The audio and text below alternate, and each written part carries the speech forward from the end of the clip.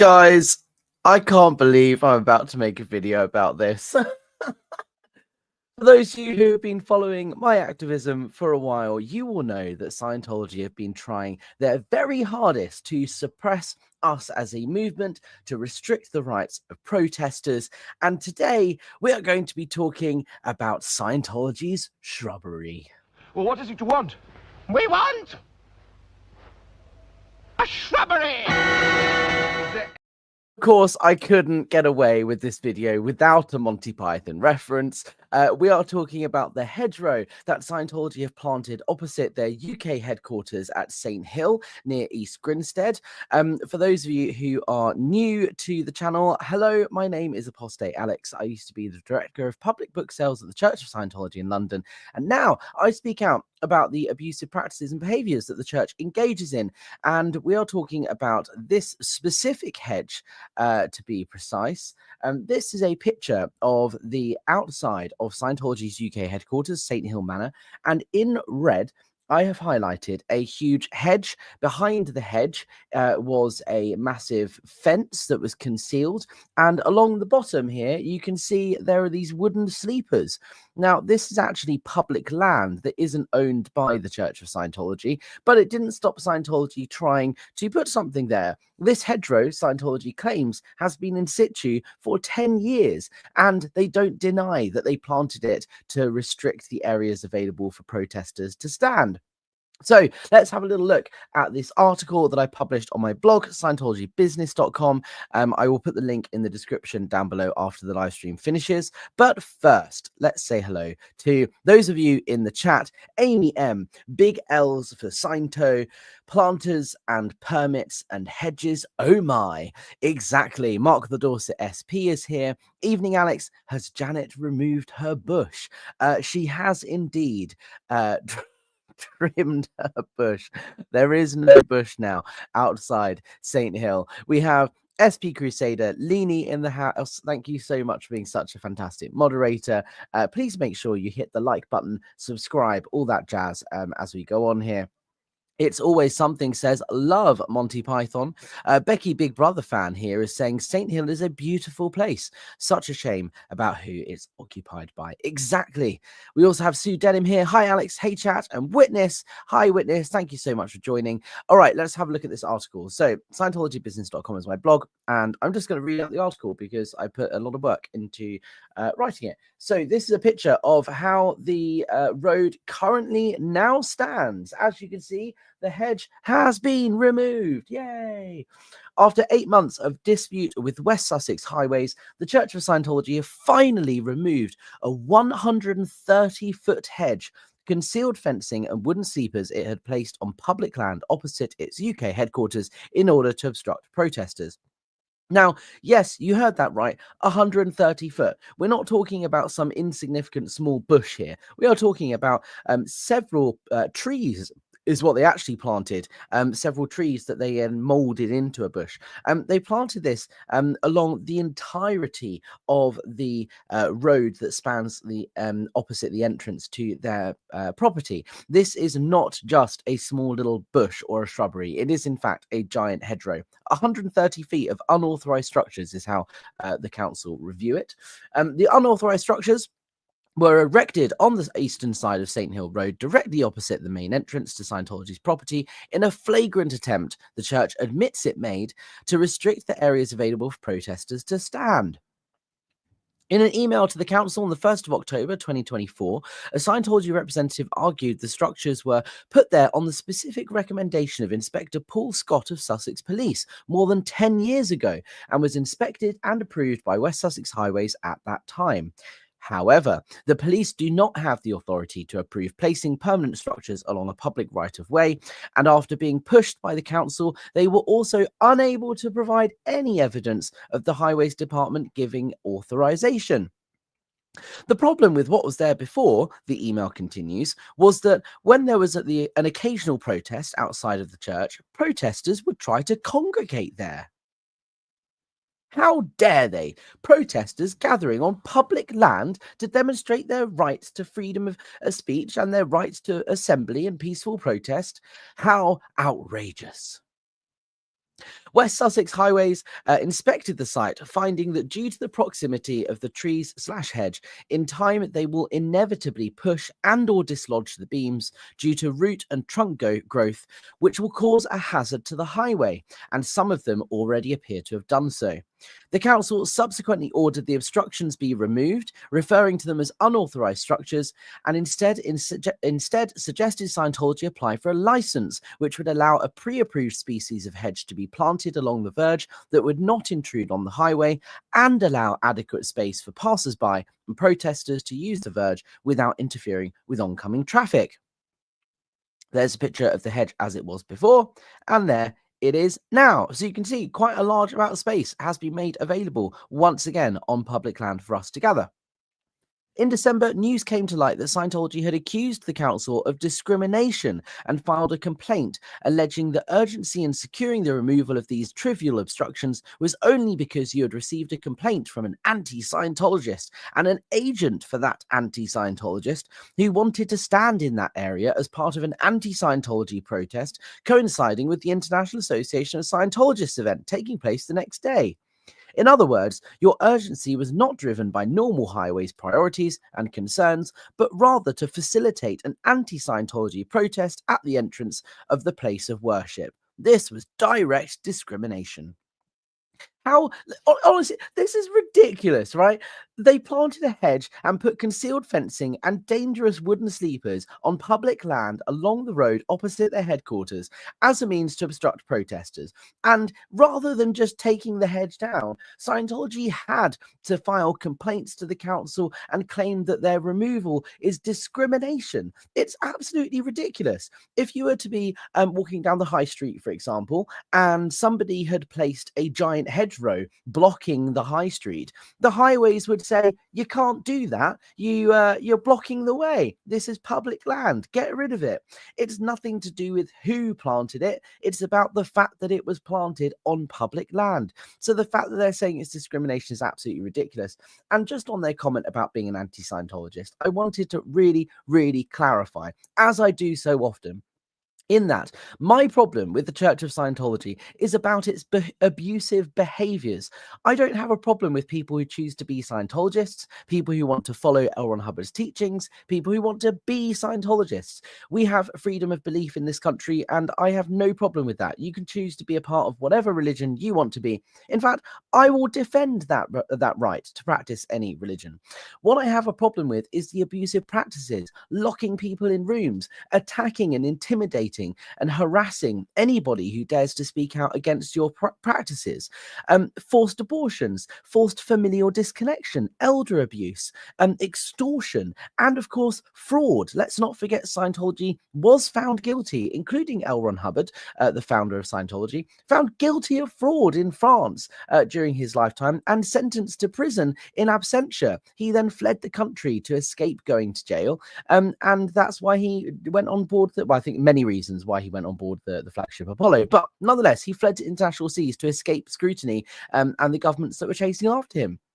This also is an organization that is responsible for the largest infiltration of the US government in its history. Just Google Operation Snow White. The Snow White project was where Scientology placed thousands. The estimate is about 5,000 undercover covert agents into government agencies around the world in order to steal and alter documents that were critical or negative about Scientology. This is an organization that is abusing its position as a so-called religion and that proactively attacks anybody that speaks out against it. This is the behavior I'm protesting against, not their so-called beliefs. So for them to say I'm an anti-Scientologist is kind of ridiculous because, I don't agree with Scientology's beliefs. We're free to do that. We're free to believe, not believe, agree, not agree with whatever we want to. But that doesn't mean I'm protesting their religious beliefs. I'm against their abusive behaviors. And there is a very clear difference between behavior and belief. Anyway, let's carry on. The complaint was not upheld, and Scientology was given a deadline by which to remove the structures, after which the council would be forced to remove them at the church's expense. Scientology Business can now report that 8 months after the complaint was first raised, Scientology have now removed the hedge fencing and sleepers, although work still appears to be ongoing as several fence posts and routes remain in place. It is unclear how much the legal threats and complaints filed by Scientology cost the taxpayer. However, it will be seen as a major victory for protesters who are currently fighting a public spaces protection order which seeks to restrict demonstrations at the site. Thanks go to the reader who sent in these pictures. And here is a nice close-up here where you can really clearly see the area that is now once again available for protesters to stand directly opposite the entrance to St. Hill. Yes, there are fence posts still there, and you can see there are still trunks and tree roots in place. So there's still a little bit of work to be done. Scientology have done a very shoddy job of removing this hedgerow, but it does give us space that we didn't have before. Here's another picture I'm going to pull up from another angle where you can see they've removed the hedgerow, but they haven't removed these tree stumps. You can see the stumps, they've just chopped them off. They haven't removed the roots, but you can see there's a lot of space here for people to now stand. And this isn't just about protesters. This is about dog walkers and passers-by. By placing, this is a narrow country lane in the middle of nowhere, but there are local residents and they use the highway to walk their dogs. And that whole section of highway, of the public right-of-way, of the footpath, has been restricted for 10 years by Scientology simply because they don't want protesters to stand there. Now that space is once again available for anybody and everybody to use. It is public land, and now it is much more safe for residents to use to walk their dogs. It's directly opposite the entrance, which obviously is fantastic for us as protesters, because historically we've been forced to the south of the property because there's limited space on that country lane. So we've been forced into this space, which is just to the south of the property. People still see our signs as they go to the IES event. People do still see the protest. It does have a great visual impact. However, being able to stand directly opposite the entrance means Scientology can do nothing to obstruct the view of our signs. It means we're going to be separated from the Scientologists and people walking on the verge. It means that overall, the whole event, the whole protest is going to be a lot safer if we decide to do a protest again, which there is no guarantee, of course, that we'll do. But nonetheless, this is a major win for Scientology activists and protesters because Scientology have now caved into the pressure and done what they should have done in the first place. But let's not forget, and let's congratulate the Office of Special Affairs, in fact, for making this such a big deal. If, when they were approached by West Sussex Highways and asked to remove the hedge, they had just done it, there would have been much less furore about it. There'd be much less celebration. They would have just removed the hedge. Fantastic. We've got somewhere to stand next time. But no, Scientology are incapable of just doing what they're supposed to do and following the rules. They had to file a complaint. That complaint had to be escalated through various stages through the complaints process. And then they had to file a complaint that says they're being discriminated against. Only for the West Sussex Highways, the council, to put their foot down and say, no, your complaint is invalid. This is not discrimination. You just need to follow the rules like everybody else does and remove the bloody hedge. And they finally have done it, but they've dug themselves this hole and indeed damaged the relationship that they had with the council. I don't know what Scientology's relationship was like with West Sussex Highways prior to this, but I can assure you there are people in West Sussex Highways who won't now be looking too fondly on the Church of Scientology simply because of the threats and the complaints that have been filed.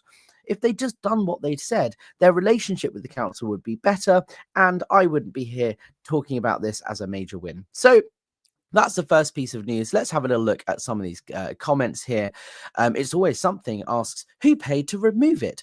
I understand Scientology removed it because the problem is it's opposite the entrance is a dark country lane, and it's on right on the entrance. So in order for it to be safely removed by the council were discussing putting in a road closure and three-way traffic management so that their workers could safely access the area remove the hedgerow and then reopen the road to protect everybody who's doing it. They didn't have to do that because Scientology removed it themselves. It doesn't appear that they put three-way traffic management or in place or closed the road. So they must have done it either in the cover of darkness, which is very unsafe, or they've done it in the broad daylight and worn high-vis jackets. But nonetheless, they didn't, I understand, try to stop traffic, and therefore whoever did remove this were put in some sort of danger. But it did come at Scientology's expense, and the expense being slave labor provided by the Sea Organization. You can be sure they didn't pay people to remove this hedgerow, but nonetheless, it's gone. Bossy Tuber has given a super chat. Thank you so much. That's very kind of you. You know me as Lynette. You are one amazing SP. Lynette, thank you so much for joining, and thank you for your super chat. That's very kind. I'm doing my best here, but it's a team effort, right? And I couldn't do what I'm doing without the support of local residents, without the support of you guys, for super chatters, all of that. It really does help. So thank you. And if anyone else wants to support the channel, please consider using the Buy Me a Coffee or the PayPal links in the description, or of course super chats. It all goes in towards helping me do what I'm doing. SP Crusader Leany says, comment, the posts will have been left to hang their banner on or us. Yeah, that's the point. So every year, opposite the entrance where this bush used to be, the reason there's a fence behind it is because Scientology would place a giant banner along the whole length of the 130-foot hedge and attach it to the fence behind. Now, this banner says, welcome to St. Hill. Again, this is not something that they apply for planning permission for, which they need to for a sign of that size. So I wouldn't be surprised if the reason they've left those fence posts is because they intend to use them as further obstructions by placing temporary fencing or metal barriers or a sign there at the IES event this year. Who knows? We will have to wait and see. Becky, Big Brother fan, says, congratulations, Osa. Yeah, congratulations, Osa, for doing what you're told, but not doing so without creating a lot of press, media, interest and uproar among local residents. So well done, Osa. Well done. CO Bilf here says, huzzah! Congrats, Alex. Thank you so much. Mark the Dorset SP asked, did Janet use Vita removal cream or bush trimmers? I can't even. I can't. Zoe P says their ability remove a hedge. I guess you mean their ability to remove a hedge leaves much to be desired. How will they ever be able to clear a planet if this is how they clear an illegally planted hedge line? Yeah, it took 8 months to take this hedge down, right? 8 months, and that's only because of the bureaucracy and the legal filings and the complaints that were filed, because they were trying to do anything they can within their power to avoid removing the hedge. But Scientology, flunk, it didn't work. You had to remove the hedge. Now it's gone. Woo! Anyway, let's carry on. I've got a couple more stories for you because I've been away working at a festival, hence the festival wristbands. So I'm going to try and cover a couple of stories here that I've posted on my blog Scientology Business over the last couple of days, because I won't be able to do a live stream again for a few more days because I'm still working on site. But next up is an article about Scientology's slow start to 2025. This is a stats leak. If you remember earlier this year, I think it was January or February, I published some statistics that were shared with me from inside Scientology. These are from Scientology's internal documents, propaganda, promotional materials about how fast their expansion is going. And I love taking on a multi-billion-dollar cult with simple maths. And this is what I've done here. We've received these stats halfway through the year. Let's read the article. Earlier this year, we shared some of Scientology's yearly statistics from their UK headquarters and analysed what that means in terms of their so-called expansion. And now we're 6 months into 2025. We've been sent some updated stats that suggest St. Hill is off to a slow start and have a lot of catching up to do if they want to be anywhere near last year's numbers. According to their 2024 figures, St. Hill made 680 clears and OTs at year end. Now, clear is the state that you're trying to reach in Scientology. For those of you who are not familiar, in Scientology, they believe you have a reactive mind and an analytical mind. The reactive mind is responsible for what they describe as misemotions, things like anger, fear, sadness, upset, depression, all of those things are caused by your reactive mind. And Scientology is trying to get rid of that reactive mind through a process called auditing. So when you have done that, when you've got rid of that part of your mind, that is called the state of clear. And once you achieve the state of clear, you then go on to the operating thetan levels. Thetan means spiritual being in Scientology language. And if you're an operating thetan, that means you are operating as a spiritual being, not just as a mere mortal human being. So clears and OTs means people who have reached the upper levels of Scientology's bridge to total freedom. So last year they made 680 clears and OTs. 6 months into 2025, we'd expect St. Hill to be reporting they're about halfway to that number.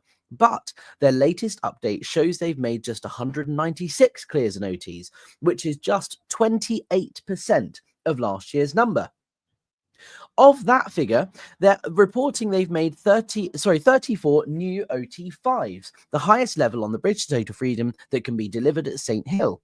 We weren't given a number at the year end. However, it's worth noting that each time somebody progresses from one OT level to the next, they are counted in the clears and OTs figure, meaning one person going from clear to OT5 would account for 6 clears and OTs, which means the real number of people who have been made clear or OT is likely a lot smaller than the 196 that they are reporting, or the 680 they reported last year.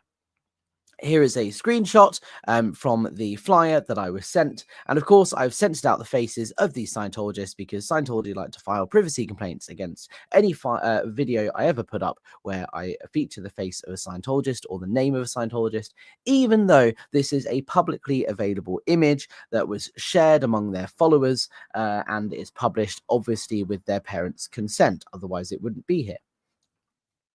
Interestingly, they've given us a breakdown of the auditing hours delivered. So far this year, 18,362 hours have been delivered in the HGC, which is the Hubbard Guidance Centre, meaning professional paid-for auditing, and 25,559 solo hours have been recorded. Solo auditing is done on the upper levels of the Bridge to Total Freedom and involves auditing oneself on the e-meter rather than with another person. Last year, St. Hill delivered a total of 184,000 well-done auditing hours, but 6 months into 2025, the combined figure makes 43,921, just 23% of last year's number. Auditing is typically sold in intensives, a package of 12.5 hours sold with a discount. In 2024, Scientology's propaganda told us that St. Hill had completed 8,856 intensives, and as of June this year, they're reporting 2,713. That totals 33,912 hours of auditing and just 30% of last year's numbers. And obviously, there's the number here they've reported is 43,000, a little bit more. We'll get into that in a second. This also tells us that around 10,000 auditing hours were delivered on the more expensive hourly rate rather than as part of a package, although this could also include any auditing given to staff members who are working at St. Hill and get their servicing for free. And finally, last year, St. Hill claimed to have made 250 auditors, and 6 months into 2025, they're reporting that number is just 71, which is just 28% on last year. These numbers tell us that 6 months into the year at St. Hill, which is Scientology's largest and most senior ranking organization in the UK, is falling roughly 20% behind on last year's numbers. It's also worth noting Scientology have a reputation for inflating their publicly available statistics, so we'd advise you to take their reported figures with a pinch of salt. But regardless, the trend remains the same. Scientology is declining slowly but surely. What do you guys think? Let me know about your thoughts in the comments. Let's have a look at what's been going on while I was reading that article. And here it says, I was protesting with Miriam in Denmark yesterday. There was a woman who was photographed with a diploma. He had done he had done Sunshine Rundown. What is that? The Sunshine Rundown is a step on the bridge to total freedom. I have done a whole breakdown of those courses on a podcast that I did with TSFU, the podcast Ash Richards. Go and check it out if you want to find out more, or just Google the Sunshine Rundown. It's just one of the courses on the bridge. It's nothing special in my opinion. D. Thompson, how do they have students achieving when the schools are losing students? Sounds fishy to me. Yeah, well, I mean, that they might be losing students, they might be losing Scientologists, it might be shrinking, but that doesn't mean they're not delivering altogether. There definitely are people on course in churches of Scientology. In fact, a report that I was given the other day said that there were about 6 people in the course room at the London church where I used to work.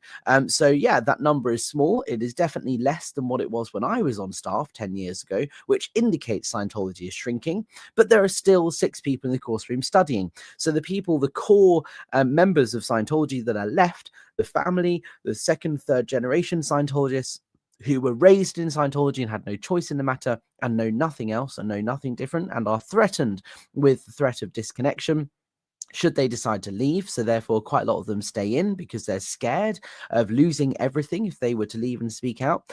These people are being milked for every penny they have, and these people are being encouraged to go up the bridge to total freedom, which of course costs money. So yeah, they're declining, but that doesn't mean there's not people doing the courses at all. Becky, Big Brother fan, says, I feel so sad for all the people indoctrinated into this cult, wasting their precious lives, money, and time, either receiving or delivering auditing. Absolutely. Look, this is one of the things that makes it really, really sad, is it's not just a case of these people being lied to. It's a case of these people genuinely believing that they are changing the planet. Scientologists, I will always say, genuinely are good people, and they think they're helping. They think they are changing the world to make it a better place. And that just makes it so much sadder, because they don't realize that they are being manipulated. They don't realize they're being lied to.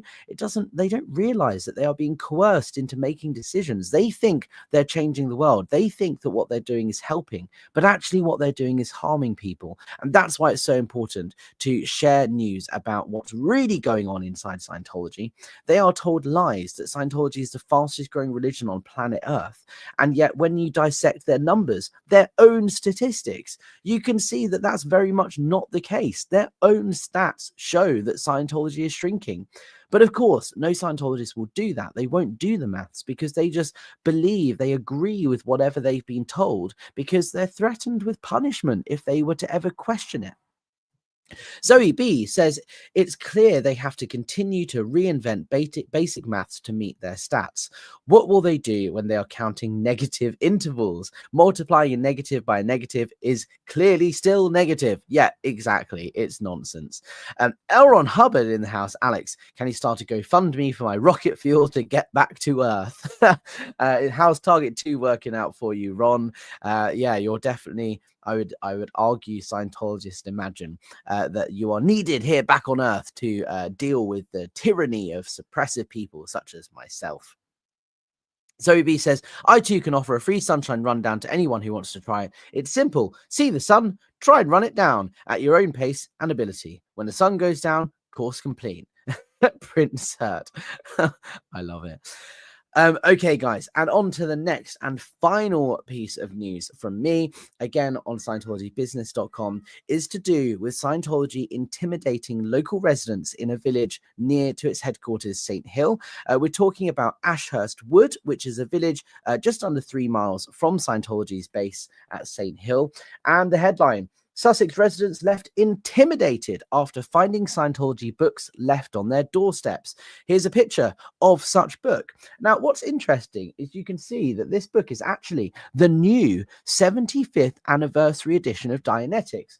And I am dying to get my hands on a copy of one of these. So if you're watching this and you're one of the local residents that have received a copy of this Dianetics book, please do get in contact. I would love to take it off your hands, because I'm really interested to see whether its contents has been changed from the previous edition, which was published in the early 2000s as part of the Golden Age of Knowledge. So please do get in touch. My email is hello@apostatealex.com. But let's carry on. Residents of a quiet countryside village in Sussex have complained after finding special 75th anniversary copies of Scientology's primary book Dianetics left on their doorsteps in an unsolicited attempt to convert the village. Locals in Ashurst Wood, a quaint village near East Grinstead in Sussex, took to social media yesterday after finding hardback copies of the Scientology book left on their properties. One resident described it as intimidating, explaining it's like a message to indicate that they'll be back. Situated less than 3 miles from Scientology's UK headquarters at St. Hill, it's not unusual for residents in neighbouring villages and towns to receive promotional flyers and propaganda slipped through their letterboxes. But this is the first time we've heard of a full hardback book being left at people's doors, and locals aren't happy about it. Commenting on a since-deleted post in a local Facebook group after finding a copy of Dianetics on her doorstep, one resident said, "The last time they came round, they were with 2 huge Americans who filled my porch, wearing black suits and dark sunglasses, like something out of Men in Black." She continued, "I told them to get off my premises and not to go to the old lady next door, as they would have seriously scared her. Then I watched them walk off, so I checked, and sure enough, they went straight next door. I shouted at them to shove it, and they moved on. Not the way to be spreading the word in the name of religion by scaring the arse off people. I'm actually really worried now about them knocking on my door as a follow-up." And here's a screenshot of some of those comments, which I've quoted further down. Other residents called for the books to be gathered up and burned by the Ashurst Wood Bonfire Society, with one noting, "I'm usually against burning books, but for this," this person said, "I'd make an exception." The local village clerk also chimed in, responding, "I did my dissertation on cults and crime, and needless to say, it is a disturbing cult." Scientology recently released a special edition of their founding book, Dianetics, The Modern Science of Mental Health, to celebrate the 75th anniversary of its publication. Written by failed science fiction writer L. Ron Hubbard, it introduces the concept of auditing and led to the creation of the Church of Scientology. Hubbard lacked any medical, mental health, or scientific credentials, and although the book was a moderate commercial success, it was criticized by professionals at the time. And I've included here a quote from the 1951 January edition of Scientific American, which is fantastic. I would highly recommend anybody to go and read this if they can spare the time. It's fascinating. It was written by a Nobel Prize winner, and it's not so great when it talks about Dianetics. In terms of not so great in its view on Dianetics. As for why the books are suddenly appearing on people's doorsteps, Scientology policy indicates how well-placed books are an important facet in their marketing matrix. In the 15th of September 1959 bulletin titled Dissemination Tips, Scientology founder L. Ron Hubbard wrote, "Books make personal contact all by themselves if they can be put in the right places." He continues, "Books, we have learned the hard way, must be heavily in circulation or we get nobody in the front door. You can easily see that the success of any neighborhood depends on getting books into circulation in that neighborhood." And in field staff member commissions, a policy letter written 7 years later on 23rd of December 1966, he explained, "The book makes Scientology more real to the person, who is then easily persuaded to accept selection for an org service." Meanwhile, Scientology have pushed for restrictions to be placed on protesters handing out flyers outside the UK headquarters in an ongoing battle with Mid Sussex District Council, who are considering an application for a public spaces protection order.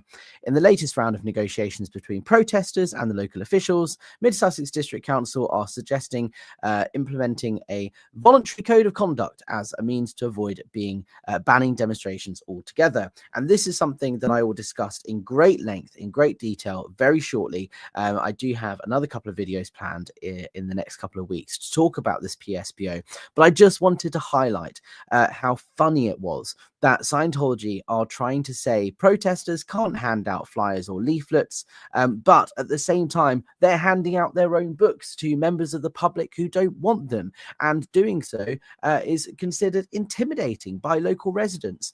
You literally, I can't even begin to describe how funny it is, the contradiction in their actions and their behaviors. Let's have a look at some more of these comments before we wrap up here.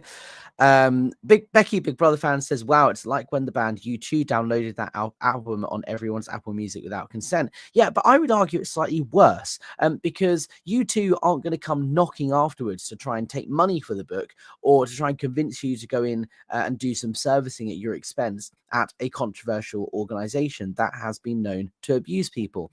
Yeah, that was kind of an invasion of privacy. It was considered a slap in the face for a lot of people, but I would say it's slightly dissimilar, because Scientology is an abusive organization that does actually harm people. So it is, and it can be considered really intimidating. Becky also says the only reason Dianetics was a bestseller was because of Jeff Hawkins' genius marketing and creative talent, not because of its content. I absolutely agree. And let's not forget, Dianetics wasn't a bestseller on the New York Times bestseller list when it came out in the 50s. It did sell a lot of copies, but it wasn't a bestseller until Jeff Hawkins did put together that advert that was on the TVs in the 80s. And then it was finally placed on the bestseller list 20 or 30 years after it was published. Nonetheless, alrighty, thank you so much for joining, guys. As I said, I'm busy working in a festival at the moment, so I will be on YouTube a lot less over the next couple of months than perhaps you're used to, but I will try and continue bringing you updates as and when I possibly can. If you want to support the channel, please consider buying me a coffee or using PayPal. The links are in the description. All that stuff really helps me continue to be an activist and continue calling Scientology out for their abusive behaviors and practices. But the best way of supporting the channel, as I've always said, is to hit that like button, comment once the live stream is finished down below, and hit that subscribe and bell notification so that you get pinged whenever I go live. That's it from me for now, guys. Thank you so much, and I'll see you on the next one. Well, what is it you want? We want a shrubbery!